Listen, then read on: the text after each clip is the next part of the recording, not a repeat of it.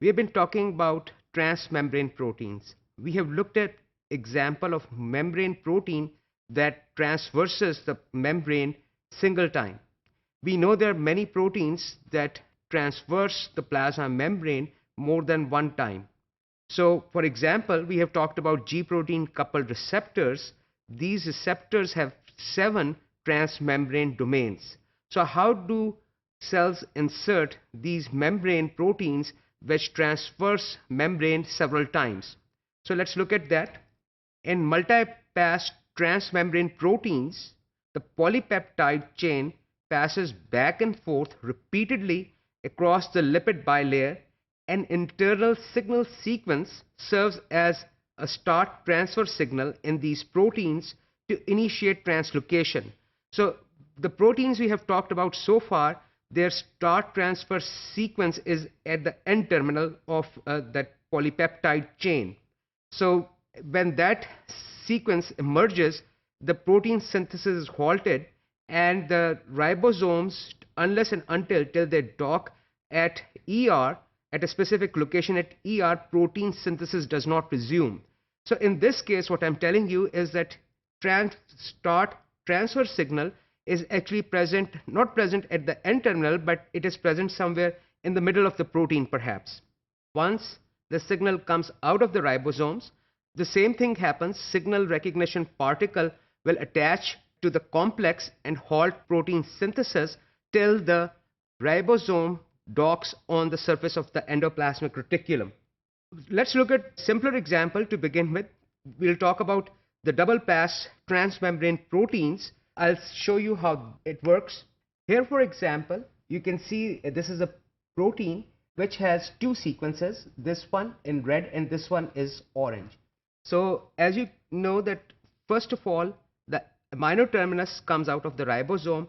So this is the first signal which is going to serve as a start transfer sequence, and once this comes out, the production of protein will halt till this protein is actually inserted in the Sec61, the translocator. Once that happens, the protein synthesis will resume till the second sequence comes out. This is again the sequences, both these sequences are similar. Basically, they're hydrophobic amino acids. So once this comes out, this sequence will also be sequestered by Sec61, the translocator, and rest of the protein will continue its synthesis. So once the protein synthesis has completed, the Sec61, the translocator will open laterally and the protein will be released in the membrane. So this protein happened to have 2 transmembrane sequences which are now embedded in the membrane of the endoplasmic reticulum. I would like to demonstrate you. We are going to use this cord as our protein. So protein synthesis will halt once this blue domain comes out. This is the start transfer sequence. So once this is exposed, the particle, the signal recognition particle, will grab this whole complex, this little piece of protein along with the ribosome, take it to the endoplasmic reticulum. Once it docks, the protein will be inserted through the Sec61 translocator and rest of the protein synthesis will resume. So once that happens, the protein synthesis resumes. The next sequence, which is also a hydrophobic stretch of amino acids, both these sequences are very similar. So once this comes out of the ribosome, again the signal recognition particle will bind it and also grab it and take it to the Sec61 translocator. So rest of the protein synthesis will continue, and once the protein has finished synthesizing, the Sec61 will open laterally and this membrane will be released in the membrane, endoplasmic reticulum. So now you can see that there are 2 domains, transmembrane domains, that are present in the endoplasmic reticulal membrane.